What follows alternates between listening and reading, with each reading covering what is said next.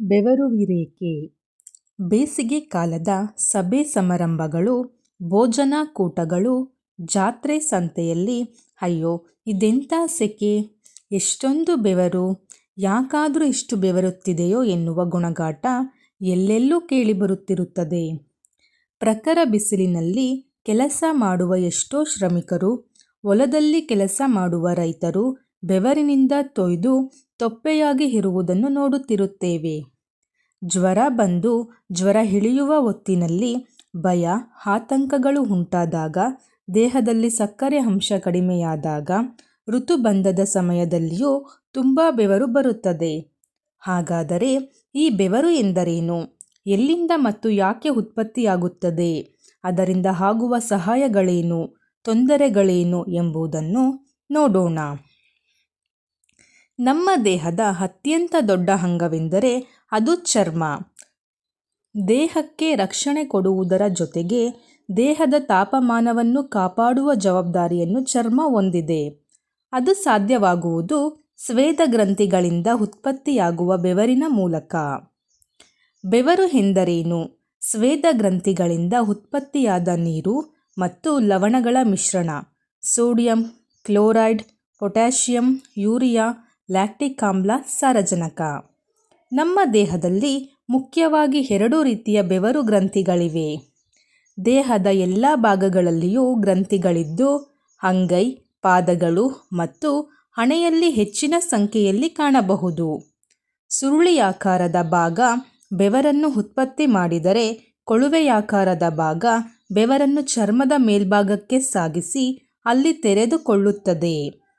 ವಾತಾವರಣದಲ್ಲಿ ಉಷ್ಣತೆ ಜಾಸ್ತಿಯಾದಾಗ ಸಕ್ರಿಯವಾಗಿ ಭಾಗವಹಿಸುವುದು ಈ ಗ್ರಂಥಿಗಳ ಕೆಲಸ. ಚರ್ಮದ ಮೇಲ್ಭಾಗಕ್ಕೆ ಬಂದ ಬೆವರು ಆವಿಯಾಗುವ ಮೂಲಕ ದೇಹದ ಉಷ್ಣತೆಯನ್ನು ಪರಿಣಾಮಕಾರಿಯಾಗಿ ತಂಪಾಗಿಸುತ್ತದೆ.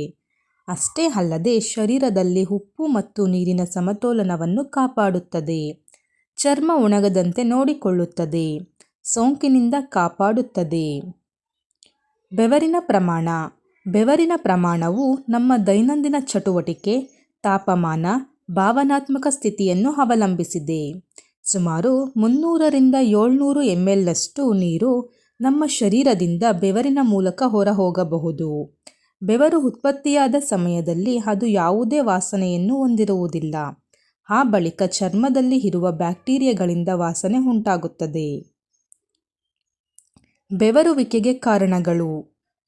ದೇಹವು ಇರಬೇಕಾದ್ದಕ್ಕಿಂತ ಹೆಚ್ಚು ಬೆಚ್ಚಗಿಡುವುದನ್ನು ಮಿದುಳಿನಲ್ಲಿರುವ ಹೈಪೋಥಾಲಮಸ್ ಗುರುತಿಸಿ ಸ್ವೇದ ಗ್ರಂಥಿಗಳಿಗೆ ದೇಹವನ್ನು ತಂಪಾಗಿಸಲು ಸೂಚನೆ ನೀಡುವುದರಿಂದ ಬೆವರಿನ ಉತ್ಪತ್ತಿಯಾಗುತ್ತದೆ.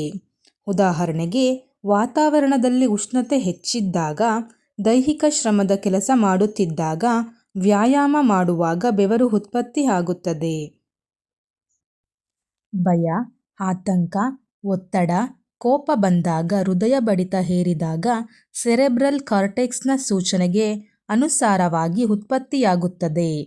ಬಿಸಿ ಆಹಾರ, ಸಿಹಿ ಪದಾರ್ಥ, ಮಸಾಲೆ ಬೆರೆಸಿದ ಆಹಾರ ಸೇವನೆ ಮಾಡಿದ ಬಳಿಕ, ಕಾಫಿ, ಟೀ ಕುಡಿದ ತಕ್ಷಣ ಹೆಚ್ಚು ಬೆವರುವುದು. ಮಲೇರಿಯಾ, ಟೈಫಾಯ್ಡ್, ಮಿದುಳು ಜ್ವರ ಕಡಿಮೆಯಾಗುವ ಸಮಯದಲ್ಲಿ ಅಥವಾ ಜ್ವರ ಕಡಿಮೆ ಮಾಡುವ ಮಾತ್ರೆಯನ್ನು ತೆಗೆದುಕೊಂಡು ದೇಹದ ಉಷ್ಣತೆ ಕಮ್ಮಿಯಾಗುವ ಸಂದರ್ಭದಲ್ಲಿ ಬೆವರುವಿಕೆ ಕಾಣಿಸಿಕೊಳ್ಳುತ್ತದೆ. ಬೆವರುವಿಕೆ ಕಾಯಿಲೆಯ ಸೂಚನೆ. ಮಧುಮೇಹ ಇದ್ದವರಲ್ಲಿ ಸಕ್ಕರೆ ಅಂಶ ಕಡಿಮೆಯಾದ ಸಂದರ್ಭ ದೇಹವೆಲ್ಲ ಬೆವರುವುದು ಒಂದು ಸೂಚನೆ. ಶರೀರದಲ್ಲಿ ಥೈರಾಯ್ಡ್, ಜೀವರಸಧಾತುಗಳು ಹೆಚ್ಚಿದ್ದಾಗ ಶರೀರದ ಚಯಾಪಚಯ ಕ್ರಿಯೆ ಕ್ಷಿಪ್ರವಾಗಿ ನಡೆಯುತ್ತಿರುತ್ತದೆ. ದೇಹದ ಉಷ್ಣತೆ ಹೆಚ್ಚುವುದರಿಂದ ಅದನ್ನು ಸರಿಪಡಿಸಲು ದೇಹದಲ್ಲಿ ಬೆವರಿನ ಉತ್ಪತ್ತಿ ಹೆಚ್ಚಾಗುತ್ತದೆ. ಹೃದಯಾಘಾತ ಉಂಟಾದಾಗ ನೋವಿನ ಜೊತೆಗೆ ಶರೀರದಲ್ಲಿ ಪೂರ್ತಿ ಬೆವರುವಿಕೆ ಕಾಣಿಸಿಕೊಳ್ಳಬಹುದು. ಋತುಬಂಧದ ಸಮಯದಲ್ಲಿ ವಾತಾವರಣದ ಉಷ್ಣತೆ ಸಹಜವಾಗಿದ್ದಾಗಲೂ ರಾತ್ರಿ ಬೆವರುವಿಕೆ ಕಾಣಿಸಿಕೊಳ್ಳುತ್ತದೆ. ಸ್ಥೂಲಕಾಯ ಇರುವವರಲ್ಲಿ, ಕ್ಯಾನ್ಸರ್ ಚಿಕಿತ್ಸೆ ಪಡೆಯುತ್ತಿರುವವರಲ್ಲಿ, ಖಿನ್ನತೆಗೆ ತೆಗೆದುಕೊಳ್ಳುವ ಔಷಧಿಗಳಿಂದ ಕೆಲವು ರಕ್ತದೊತ್ತಡ ಕಡಿಮೆ ಮಾಡುವ ಔಷಧ ಹೆಚ್ಚು ಬೆವರುವಂತೆ ಮಾಡಬಹುದು. ಹೈಪರ್ ಹೈಡ್ರೋಸಿಸ್ ಇರುವವರಲ್ಲಿ ಯಾವುದೇ ಕಾರಣವಿಲ್ಲದೆ ಅತಿಯಾಗಿ ಬೆವರುತ್ತದೆ.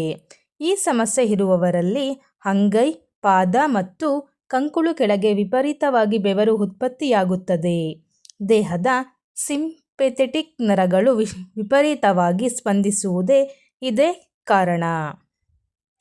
ಅನಾನುಕೂಲಗಳು: ಬೆವರು ಸಾಲೆ ಹೀಟ್ ರ್ಯಾಷಸ್ ಆಗುತ್ತವೆ. ಬೆವರಿನ ಗ್ರಂಥಿಗಳು ಮುಚ್ಚಿ ಹೋಗಿ ಬೆವರು ಚರ್ಮದ ಅಡಿಯಲ್ಲಿ ಸಿಕ್ಕಿ ಹಾಕಿಕೊಂಡಾಗ ಕೆಂಪು ಸಣ್ಣ ಸಣ್ಣ ಗುಳ್ಳೆಗಳು ಕಾಣಿಸಿಕೊಳ್ಳುತ್ತವೆ. ವಿಪರೀತ ತುರಿಕೆಯನ್ನು ಉಂಟು ಮಾಡುತ್ತವೆ